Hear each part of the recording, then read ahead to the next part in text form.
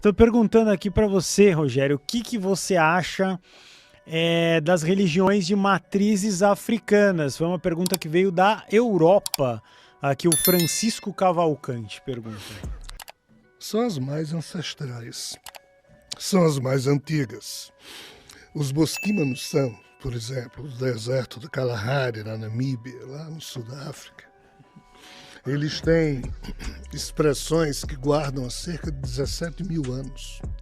E o nome do criador para os Bosquimanuçãs é Kaagen.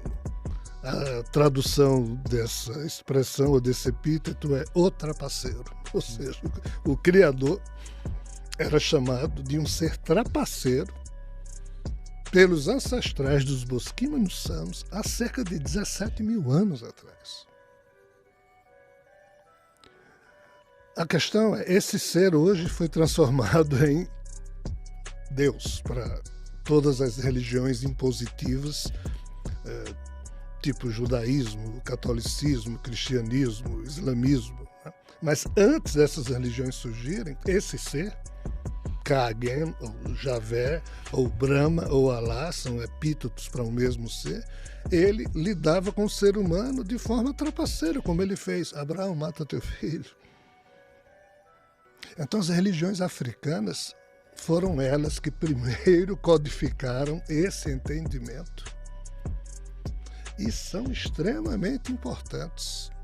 Só que foram as primeiras a serem canceladas pelo pensamento europeu como não tendo importância nenhuma, quando são tremendamente importantes. Porém, nós não podemos ver naquilo que hoje nós temos aqui no Brasil como retrato de um sincretismo religioso, que foi produzido heroicamente por muitos núcleos, tá?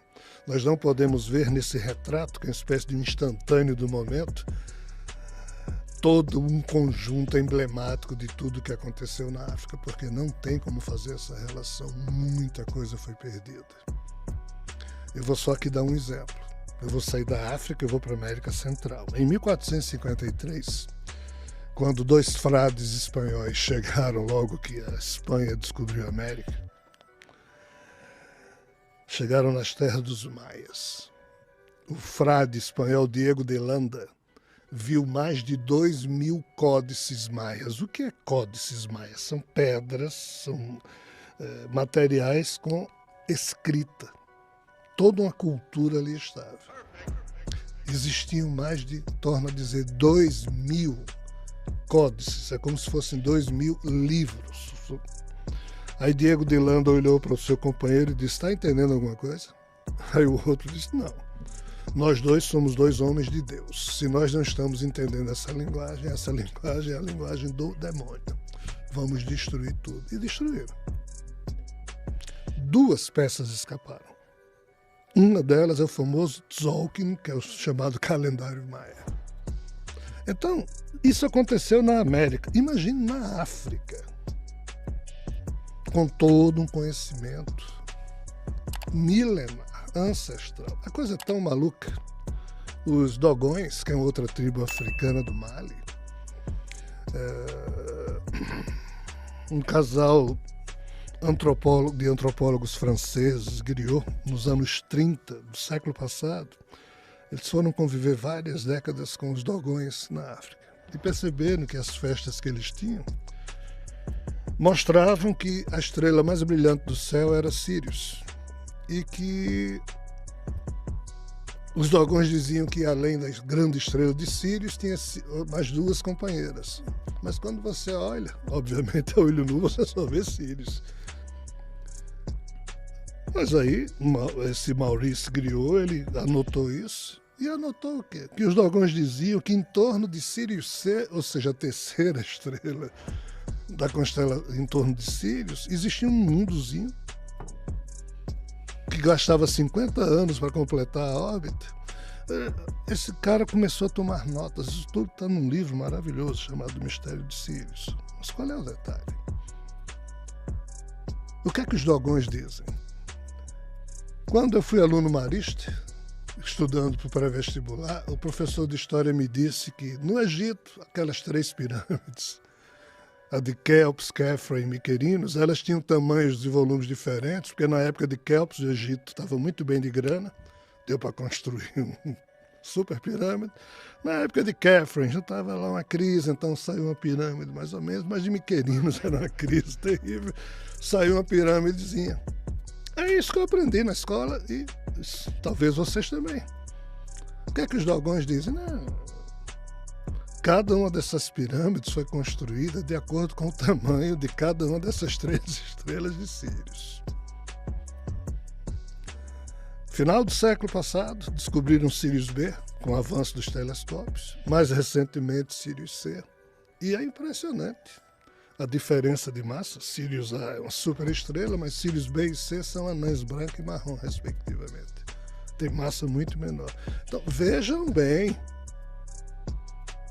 nós estamos dizendo aqui que existe uma tribo na África que há mais de 5.000 anos sabe o tamanho das estrelas em torno de Sírius, que nós humanos só sabemos porque os telescópios que foram inventados agora conseguiram detectar. E matematicamente não há coincidência, eles falam da diferença das pirâmides. Então veja o conhecimento que havia na África. E tudo isso, nós hoje vivemos na ilusão que o pensamento ocidental é que é o... Nós não sabemos nada, nós fomos apequenados. Nós vivemos numa ilusão terrível, mas não conseguimos perceber o tamanho da nossa mediocridade psíquica e intelectual. Mas temos certezas formidáveis de que sabemos muito e não sabemos nada. Essa história das pirâmides, a história que eu tinha ouvido é que eles eram 3 estrelas, mas é que eram as 3 Marias do cinturão de Órion. Mas aí isso é outra história. Aí é Robert Bauval, que é um egiptólogo formidável, que estudava com Graham Hancock. Eles estavam tentando ainda descobrir aquelas 3 estrelas, 3 pirâmides, como é que eles tinham construído com aquela capacidade toda, 2 pirâmides bem retas e a terceira era desviada.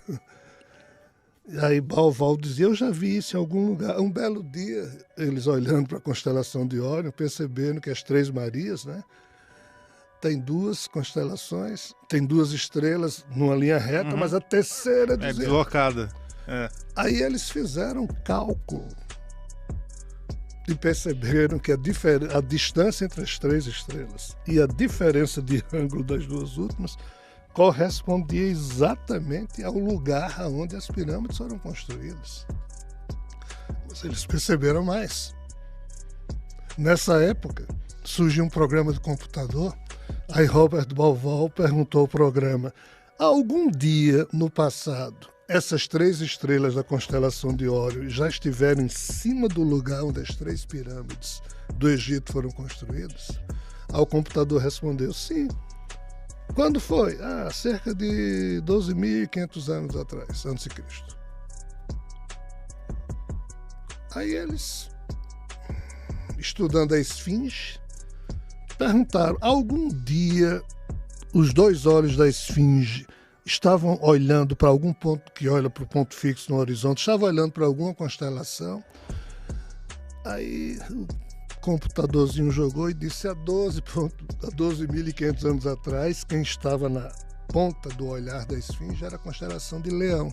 Por isso que a esfinge tem um corpo de leão. Aí eles começaram a ver, eles quem? Robert Bauval, Graham Hancock, que vários templos megalíticos na Terra haviam sido construídos de acordo com o posicionamento das estrelas do modo como elas estavam há cerca de 12.500 anos atrás. Então, o Angkor Wat, no Camboja, que é um núcleo, é um composto de templos, né?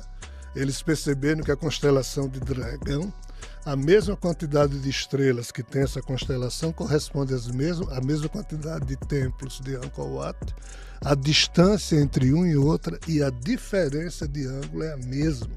Ou seja, do jeito que as 3 pirâmides representam as 3 Marias, Angkor Wat representa a constelação do Dragão. Enfim, várias cidades megalíticas foram construídas na Terra para representar o céu como ele estava há cerca de 12.500 anos atrás. Disso aí surgiu a lenda dos 7 sábios construtores, que teriam se espalhado na Terra para construir cidades megalíticas para avisar gerações futuras de um problemaço. Que problemaço é esse? Ninguém sabe. Por quê? Porque as inscrições que existem nessas cidades megalíticas jamais foram traduzidas.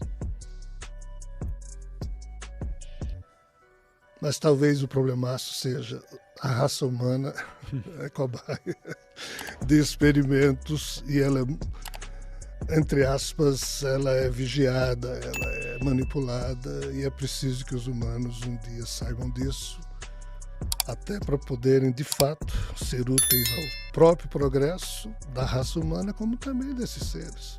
Eles são desesperados.